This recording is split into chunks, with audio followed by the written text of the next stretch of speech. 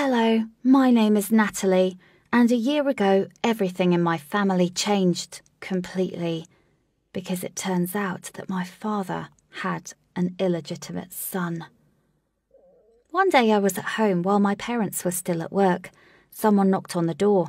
I opened it, and there stood a grandma and a little boy. He was like 5 years old. The boy waved to me and ran into the house.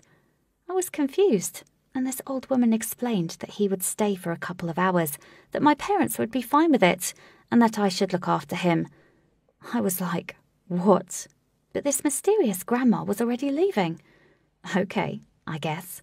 The boy's name was Joshua, and he was a very nice and well-behaved boy. I played with him for a while and made him a sandwich. He kept asking me, when will Daddy come home? I was super confused. I called my parents, and they didn't answer at first. But then my dad finally answered, and he was not happy to hear about what had happened. Soon my parents came home, and they looked at this kid like he was some kind of mythical creature. They were just staring at him. They went into the kitchen area, completely ignored the kid, and started whispering. My mum was extremely angry, and my dad was basically panicking. They tried to keep it quiet, but it was clear that something weird was happening. At some point, Joshua shyly made his way toward my father and asked him, "Are you my daddy?" He continued to ask him questions, but Dad just kept staring at the boy. It was like he was scared of him. Mum was covering her face with her hand in embarrassment. Joshua tried to hug my dad, but instead of hugging him back, Dad was stiff and not really responding in any way. He was just standing there. Joshua got upset and confused, and he kept looking at me and Dad and Mum. I felt sorry for him, but most of all, I was trying to figure out what was really happening. Soon the old lady returned to take poor confused Joshua home. My mum was so angry that she could barely look at the old woman, but she was trying to hide it. My father raised his voice at her, asking what she thought she was doing. She calmly answered, "You should take responsibility for your actions. If you want to see your son, here is my address." She gave him a piece of paper and left. Joshua waved his hand to all of us in desperation, but I was the only one who waved back at him. I immediately asked a bunch of questions, but my parents were ignoring me, continuing to quietly argue with each other. My mum took the paper with the address from my father, crumpled it, and threw it into the trash. After that, she went into her room, and Dad followed, ignoring any questions I had. I went to my room and tried to listen to my parents through a wall, but let's be honest, it was clear what happened. I couldn't believe that my father could cheat. Knowing I wouldn't get any answers from my parents, I picked up the address from the trash. A few days later, I went to the old lady's house. She had the same face as before. She was always calm and collected. I asked her if I could see my brother, and she nodded. When I went to Joshua's room, he was super happy to see me, and he hugged me. He was such a sweet boy. He immediately started to show me all of his toys and drawings, and we played games, and it was very sweet, except for the parts when he would ask uncomfortable questions like, "When will Daddy come? Are you my sister? Was that my mum?" I liked playing with him, but I couldn't give him any answers to his questions. Finally, he was so tired he fell asleep. The old woman asked if I wanted some tea, and I decided that it was a good time to finally find out what happened. I was ready to ask her so many questions, but she decided to tell me everything herself without trying to hide any details. It turns out that my father had had an affair with her daughter, who was in her 20s. I was shocked because I never knew anything about this. But I suddenly remembered how my parents were stressed and angry about 5 years ago. My mum definitely knew about it. So their affair ended when this woman got pregnant, and my father didn't want anything to do with it.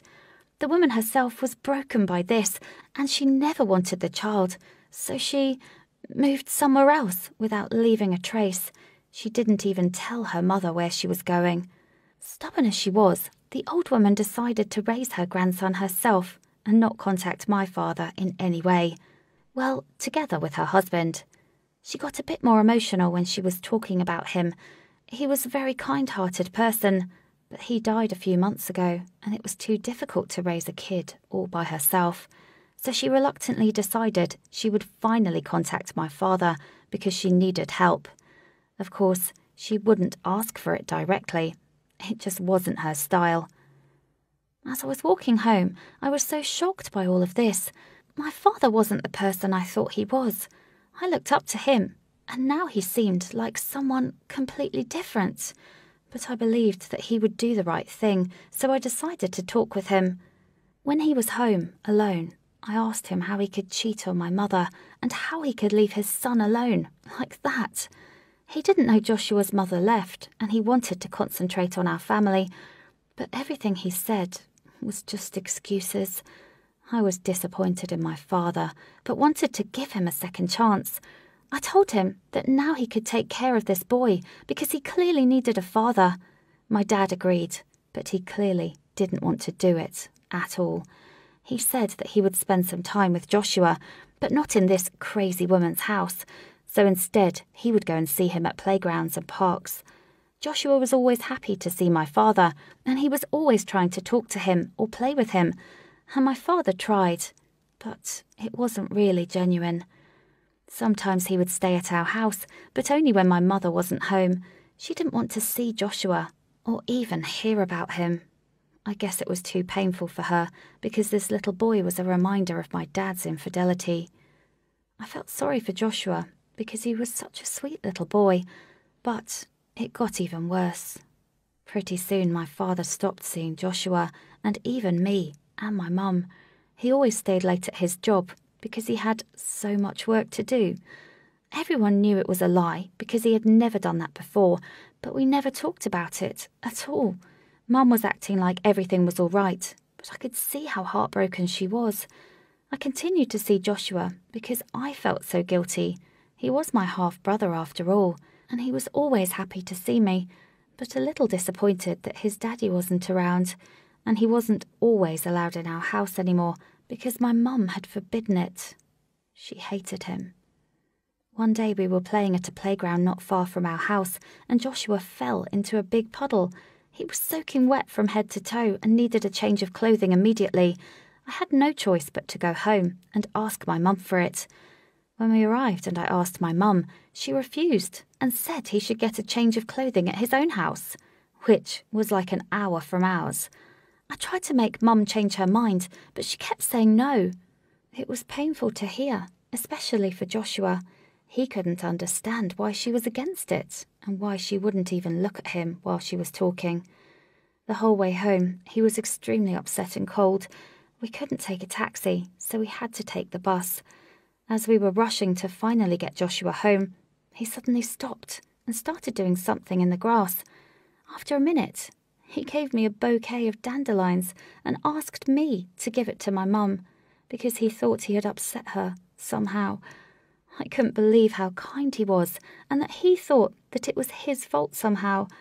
I was never like this when I was 5. Afterwards, I headed home. I gave my mum the bouquet, saying Joshua wanted me to give it to you. She looked at it for a long time without touching it, with a weird look on her face. Afterward, she took them and threw them into the trash. I was upset because I watched Joshua collect them while he was wet and freezing cold. In the evening, as I walked by the trash can, I noticed that the dandelions weren't there anymore. After this, my mum started to tolerate Joshua. She would let him stay in our house at first, then she started cooking for him, and in just a month's time, she was talking with him a lot. She still struggled, and it was still hard for her to look at him, but she was realising that it wasn't Joshua's fault. I was extremely happy to see all of this. My father, on the other hand, didn't like it at all. When he found out that Mum started to like Joshua, he was angry. He would tell her that she did it just to spite him, to remind him of what he had done. She didn't even try to answer to him, because by this point she had lost all the respect she had for him. Then my father forbade us to see Joshua because he was his son. I didn't want to tolerate my parents never listening to or answering me, so I started to share my thoughts. After another argument, I barged in and shouted at my dad, "You don't even care about Joshua. You don't care about anybody except yourself." And every time he would say, "Stay out of it." And Mum would just basically ignore him. She was tired. After all this time, she finally decided to share what she thought with me after all these months of silence. She wanted to get a divorce with my father. She forgave him for cheating because she needed him in the family. But now, seeing him running away from his responsibilities and blaming everyone around him for them, she didn't want to anymore. She was very sorry for treating Joshua badly, but she couldn't look at him without remembering what my father did.